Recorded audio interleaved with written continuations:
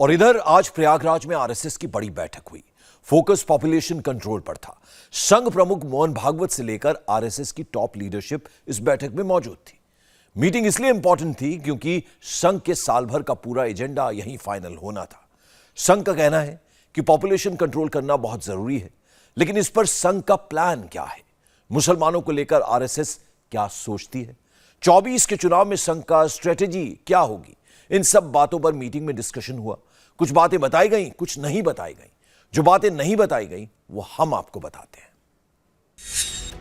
130 करोड़ देशवासियों में एकता, न कोई अपना न कोई पराया। एकता की ताकत, एक भारत श्रेष्ठ भारत के सपनों के लिए हमारा चौथा प्राण। मैं बीजेपी वालों को और आरएसएस के लोगों से कहना चाह रहा हूं, और जो मुसलमानों से नफरत करते हैं, आप मुसलमानों से नफरत नहीं बल्कि आप भारत से नफरत कर रहे हैं। लेकिन लोग डरा दे, अरे संघ वाले मारेंगे, अरे हिंदू संगठन होगा ना तो सबको बाहर जाना पड़ेगा। ये हवा फैलाते हैं। मोदी, योगी और भागवत, ये वो तीन नाम हैं जिन्हें लेकर एक जनरल परसेप्शन क्रिएट किया जाता है। देश के मुसलमानों को इनसे प्रॉब्लम है, लेकिन क्या ये वाकई सच है? क्या इस दावे में कोई दम है? इसे समझने के लिए पूरी एनालिसिस चाहिए। देश को चलाने वाली सरकार, देश के सबसे बड़े राज्य को चलाने वाली सरकार और इन दोनों सरकारों के पीछे की आइडियोलॉजी, तीनों को समझे बगैर सारे दावे बेकार हैं। मुसलमानों को लेकर प्रधानमंत्री नरेंद्र मोदी क्या सोचते हैं, सरकार क्या सोचती है और संघ क्या सोचता है, तीनों की पूरी पिक्चर एक एक कर आपके सामने रखेंगे। लेकिन सबसे पहले चलना है प्रयागराज और यह समझना है कि मुसलमानों को लेकर संघ की विचारधारा क्या है।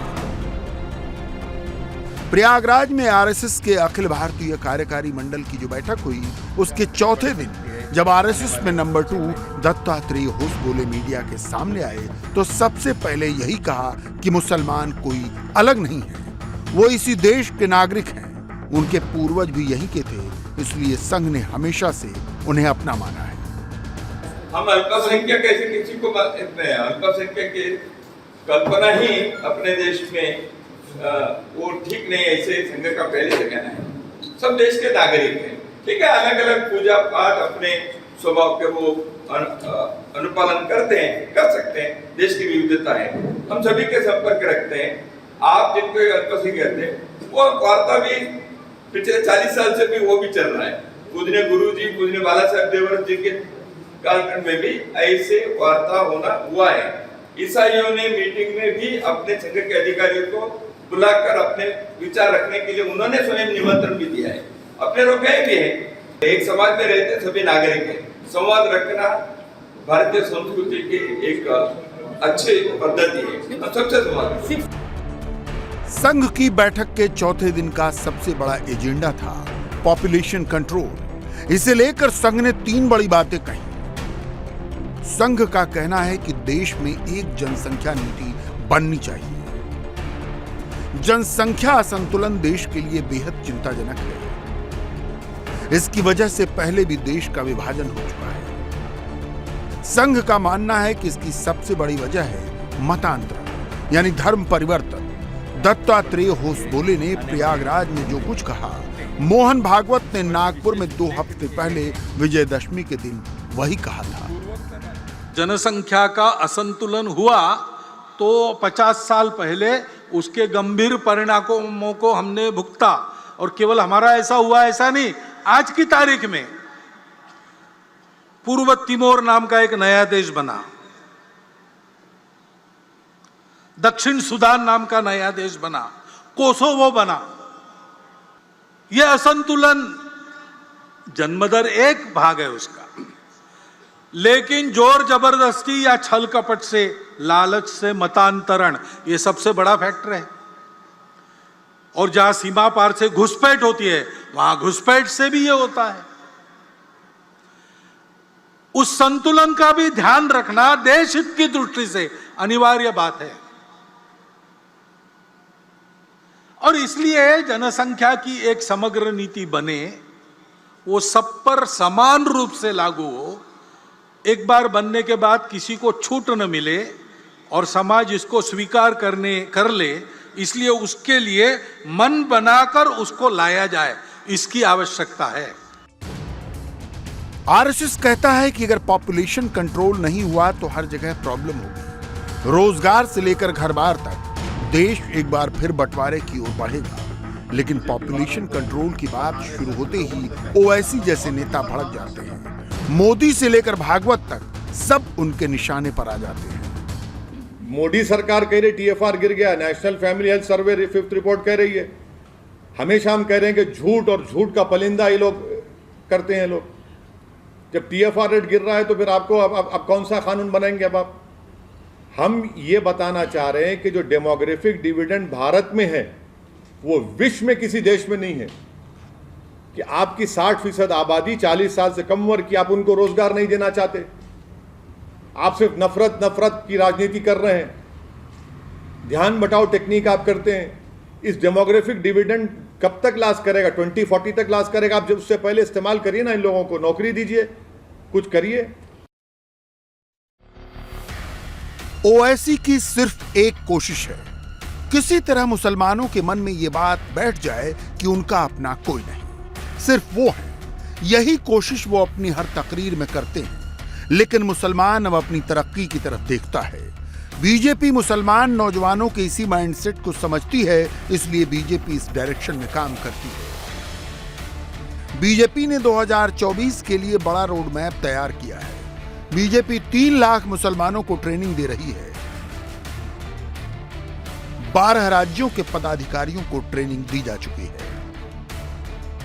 अगले साल जनवरी तक ये काम पूरा हो जाएगा। उसके बाद बीजेपी के ये 3 लाख मुस्लिम कार्यकर्ता अपने इलाकों में जाएंगे और लोगों को जाकर बताएंगे कि सरकार ने मुसलमानों के लिए क्या किया। ये लोग मुसलमानों को सरकार की पॉलिसी के बारे में बताएंगे, सरकार की उपलब्धियों के बारे में बताएंगे। अगर किसी के मन में सरकार के लिए कोई गलत धारणा है तो उसे दूर करेंगे। जिसमें हमें बता रहे हैं कि भारतीय जनता पार्टी के खिलाफ जो विपक्षी दल है, जो तथाकथित सेकुलर पार्टियां हैं, जिन्होंने अल्पसंख्यक और विशेष रूप से मुसलमानों को दलितों से पीछे ज़्यादा बदतर बना दिया है, वो जो बताते हैं कि भारतीय जनता पार्टी मुसलमानों की दुश्मन पार्टी है, तो बड़ा अफसोस होता है। तो ये जो सच है ये लोगों के बीच में जाए कि भारतीय जनता पार्टी किसी समाज का, किसी धर्म का, किसी मजहब का दुश्मन नहीं है, और विशेष रूप से मुसलमानों का तो बिल्कुल नहीं है। क्योंकि आपको मैं जब भारतीय जनता पार्टी के इतिहास में ले जाऊंगा, 6 अप्रैल 1980 को दादर मुंबई में जब भारतीय जनता पार्टी की स्थापना हुई, उस वक्त जो कार्यक्रम हुआ, उस कार्यक्रम का अध्यक्ष कौन था? उस कार्यक्रम का अध्यक्ष मुसलमान था जिसका नाम था मोहम्मद करीम छागला। अब मुझे बताइए, अगर किसी के दुश्मनी के लिए कोई कार्यक्रम किया जाता तो उसकी अध्यक्षता कोई मुसलमान करता क्या? हिमाचल प्रदेश में ये काम पहले ही शुरू हो चुका है। हिमाचल के 2 जिलों में बीजेपी का अल्पसंख्यक मोर्चा एक्टिव हो चुका है। गुजरात में भी मुसलमानों से संवाद शुरू होने वाला है। कई प्रदेशों में यही प्लानिंग है, मुसलमानों के मन में बीजेपी को लेकर भ्रम दूर करना और उन्हें मुसलमानों के लिए किए गए सरकार के काम गिनाना। बीजेपी इस वक्त मुसलमानों को लेकर 3 फ्रंट पर काम कर रही है। मुस्लिम कार्यकर्ताओं को ट्रेनिंग, मुस्लिम धर्म गुरुओं से मेल मुलाकात और पसमानदा मुसलमानों को जोड़ने की मुहिम। मुसलमानों में जो बैकवर्ड कम्युनिटी है उन्हें मोटे तौर पर पसमानदा मुसलमान कहते हैं।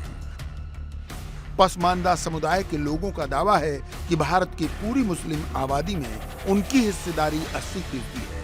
बीजेपी की नजर अब मुस्लिमों की इसी बड़ी आबादी पर है।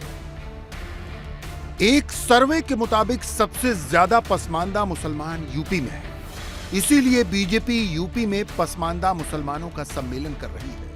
हम सारे भाइयों को साथ लेकर चलने का काम करते हैं, सारे भाइयों को साथ लेकर के चलने का काम करते हैं। लेकिन भाई, जो नेता आपके लिए सब कुछ दांव पर लगाने के लिए तैयार है, आदरणीय प्रधानमंत्री नरेंद्र मोदी जी, तो हमारी आपकी भी जिम्मेदारी बनती है कि नहीं बनती? बताओ भैया, बनती कि नहीं बनती? बनती। अब ये सपा वाले, ये कांग्रेस वाले आपको बताएंगे कि वो मान ना जाए गड़बड़ आदमी है, लेकिन आपको तेज पत्ता किसने बनाया? यही सपा वालों ने बनाया, गुमराह किया। अब हमारे अल्पसंख्यक समाज के, पसमादा समाज के भाइयों, अब हमें गुमराह नहीं होना है। लोग कहते हैं कि मुसलमान चाहे किसी को भी वोट देगा, लेकिन मोदी और योगी को नहीं देगा। यह बात सच नहीं है। 2019 और 2022 के इलेक्शन ने यह बात साबित कर दी है। अगर लोकसभा चुनाव की बात करें तो CSDS का डेटा कहता है 2009 में 4% मुसलमान वोट बीजेपी के फेवर में थे। 2014 में 8% मुसलमानों ने बीजेपी को वोट किया। 2019 में भी 8% मुसलमान वोट बीजेपी को मिले। यानी मोदी के आने के बाद मुसलमानों ने बीजेपी को ज्यादा वोट दिए। यूपी में भी इस बार यही हुआ। यूपी में 2022 के विधानसभा चुनाव में मुसलमानों के 8% वोट बीजेपी को मिले। पिछली बार 2017 में 6% मुसलमानों ने बीजेपी को वोट दिए। अब तो उनको डर है जो मुसलमानों को वोट बैंक समझते थे, और इसका जवाब मुसलमान समाज ने दे दिया है।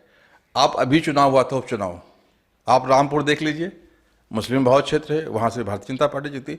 आजमगढ़ देख लीजिए, अब मुसलमान वोट बैंक नहीं रहेगा। अब मुसलमान विकास की राजनीति करेगा। अब मुसलमान मोदी जी को विश्व गुरु देखता है, विश्व नेतृत्व करते हुए देखना चाहता है।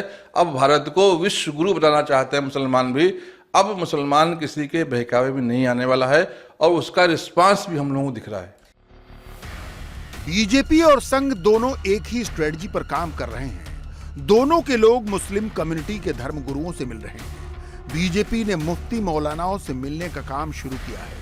संघ की बात करें तो मदरसे में भागवत की तस्वीरें पहले ही आ चुकी हैं। संघ तो कहता भी है कुछ लोग मुसलमानों को डराने बहकाने की कोशिश करते हैं, लेकिन संघ और मुसलमानों की मेल मुलाकात पुरानी है।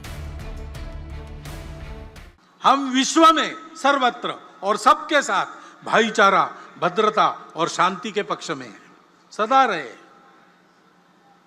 लेकिन लोग डराते, अरे संघ वाले मारेंगे, अरे हिंदू संगठन होगा ना तो सबको बाहर जाना पड़ेगा। यह हवा फैलाते हैं। ऐसा कुछ डर मन में है, और है इसलिए उसका निराकरण करने की इच्छा मन में लेकर तथाकथित अल्पसंख्यक समाज के कुछ बंधु पिछले वर्षों में हमसे मिलते रहे हैं, और हम भी मिले हैं। हमारे प्रमुख अधिकारी उनसे मिले हैं। आना जाना दोनों चल रहा है। ये कोई परसों नहीं हुआ, ये बहुत पहले से चल रहा है। भाव तो संघ का डॉक्टर साहब के समय से यही है, परंतु प्रत्यक्ष में शुरू हुआ श्री गुरुजी को डॉक्टर जिलानी मिले तब से, और तब से यह क्रम धीरे धीरे बढ़ रहा है। और ये बढ़े ऐसी हमारी इच्छा है संघ की, और संघ इस संवाद को कायम रखेगा। बीजेपी और संघ को लेकर आरोप लगते हैं कि वो मुसलमानों को टारगेट करते हैं। मदरसे में सर्वे से लेकर हिजाब तक का मुद्दा उछालकर नैरेटिव बनाया जाता है, लेकिन बीजेपी इन मुद्दों से अलग मुसलमानों को अपने काम गिनाती है। पीएम किसान सम्मान निधि का फायदा 22 करोड़ लोगों को मिले, उसमें 33% मुसलमान हैं। उज्ज्वला योजना का फायदा 8 करोड़ लोगों को मिला, 37% मुसलमान हैं। मुद्रा लोन योजना के कुल 2 करोड़ 68 लाख लाभार्थी हैं, उसमें 36% मुसलमान हैं। पीएम आवास योजना का फायदा 2 करोड़ लोगों को मिला, इसमें भी 31% मुसलमान ही हैं। इतना ही नहीं, मोदी सरकार ने मुसलमान, बुजुर्ग, महिलाएं, नौजवान सबको कुछ न कुछ दिया। 3 तलाक खत्म करने का कानून बनाकर करोड़ों महिलाओं को उससे आजादी दिलाई। मुसलमानों के लिए सऊदी अरब से आग्रह कर हज कोटा 2 लाख तक बढ़वाया। मुसलमान नौजवानों के रोजगार के लिए सीखो और कमाओ योजना लेकर आई। बीजेपी अब ये सारी बातें मुसलमानों के बीच पहुंचाने का प्लान बना चुकी है। बीजेपी मुसलमानों का परसेप्शन बदलना चाहती है, लेकिन उनके विरोधी ये होने नहीं देना चाहते। वो कहते हैं कि मोदी मुसलमानों की आबादी कंट्रोल करना चाहते हैं, उन्हें देश से भगाना चाहते हैं। संघ इस पर अपने तरीके से काम करता है। संघ का कोई दुश्मन नहीं, हिंदू का कोई दुश्मन नहीं। लेकिन जिनके स्वार्थ पूरे नहीं होते हमारे चलते, वो हमारे बारे में दुश्मनी खड़ा करने का प्रयास करते हैं। इंडिया टीवी हर वक्त हर जगह डाउनलोड करने के लिए सर्च करें India TV news Google play store या ऐप स्टोर पर।